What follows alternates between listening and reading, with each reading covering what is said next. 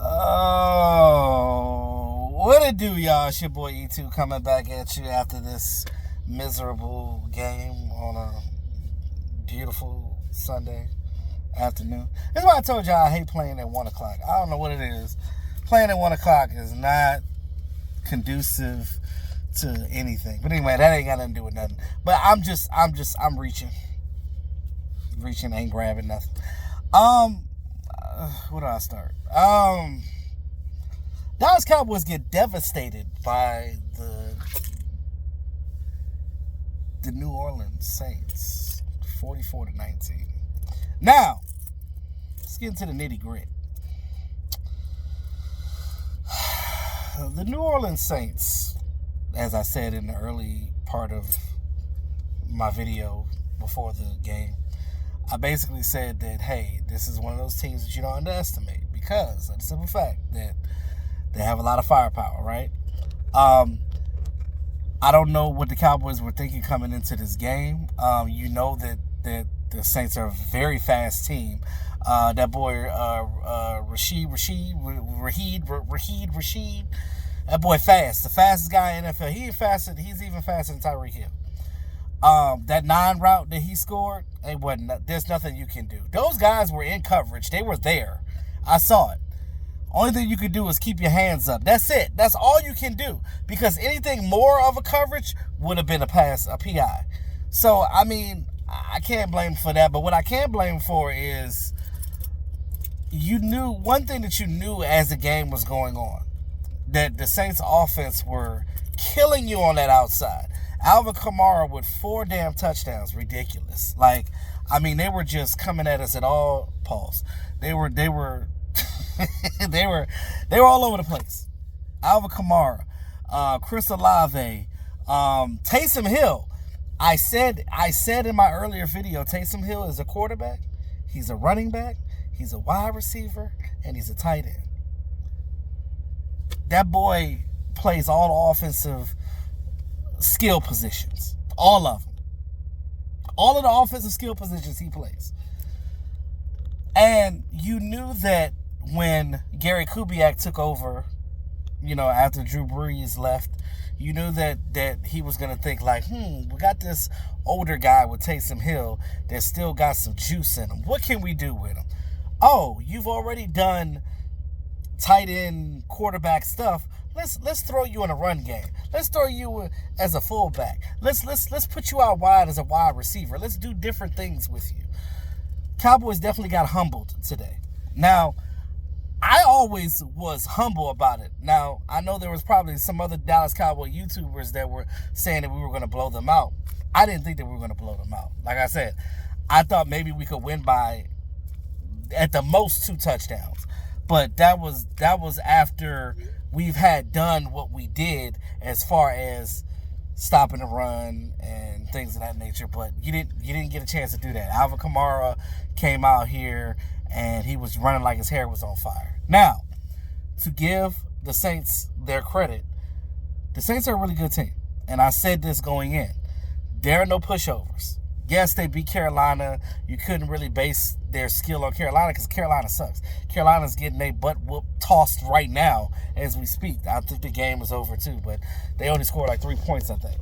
That's the last time I looked at it. But they're not getting anything in offense. So I feel sorry for the Carolina Panthers. But either way, at the end of the day, they took advantage of the fact that we overthought things, right?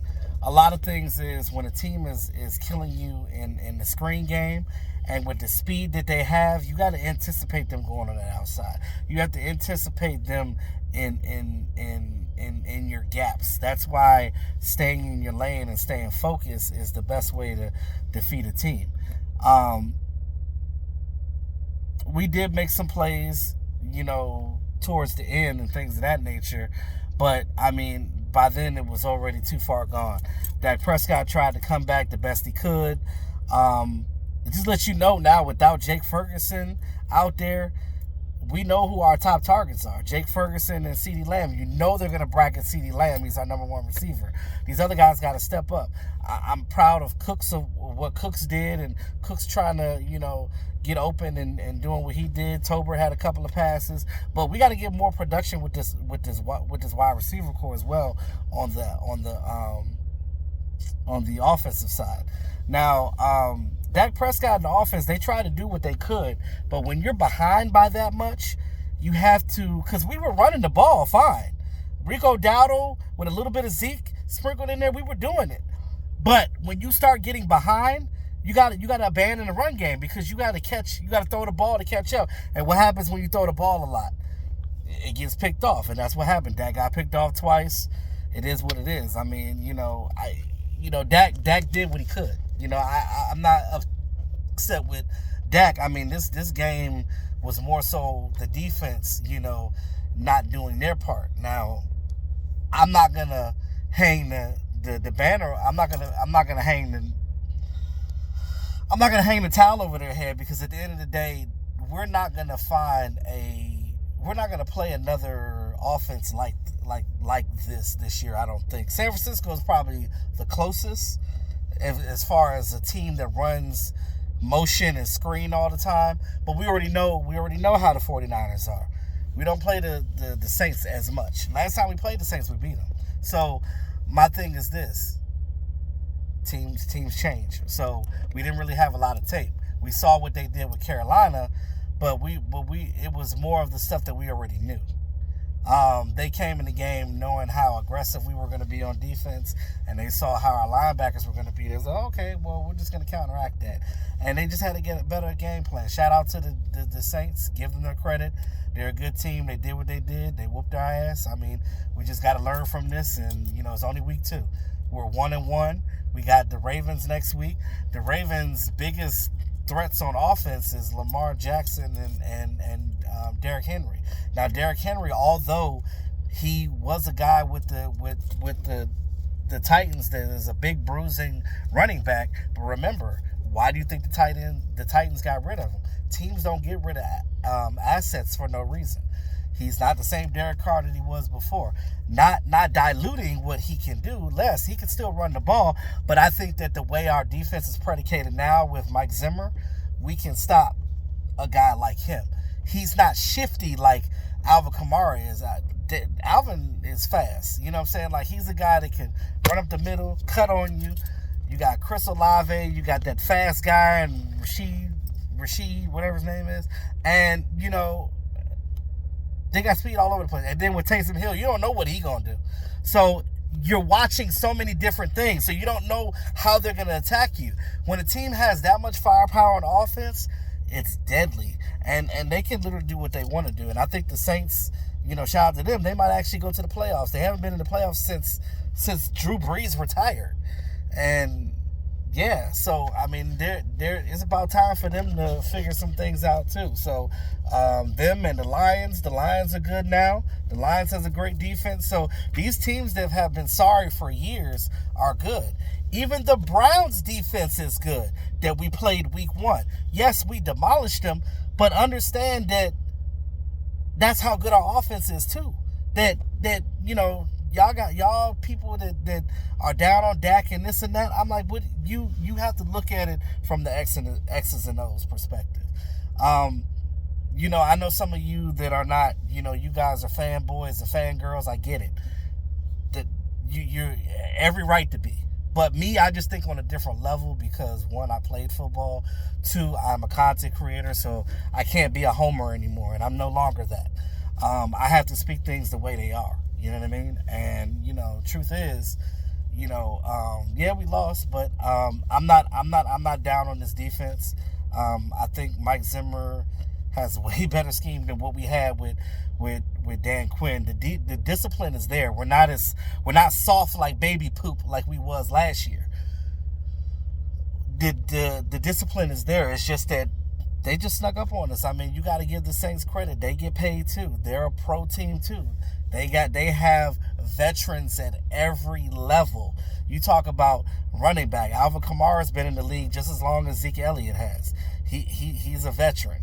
You know what I'm saying? These guys know what they're doing in the league. These are not young guys. You got Tyrann Mathieu playing in that backfield. Tyrann Mathieu been in the league for years. We talked about him when he first came out, the Honey Badger. You know, we talked about how he was the Honey Badger for years. Tyrann Mathieu back there running that secondary. You talk about Demario Davis, 35-year-old linebacker, still out here killing it. Like, he was everywhere today. Veterans at every level. They have veterans at every level. They got speed on offense. The Saints ain't nothing to play with. I got to give them their credit. You know what I'm saying? Like, sometimes you just have to own to your shit and understand that you got your ass whooped. We got our butt whooped by a team that we underestimated, period. I didn't underestimate them, but maybe the Cowboys did. I don't know. But we have to stop being so cocky sometimes and stop letting the outside media hype us up, because at the end of the day, we still ain't dish.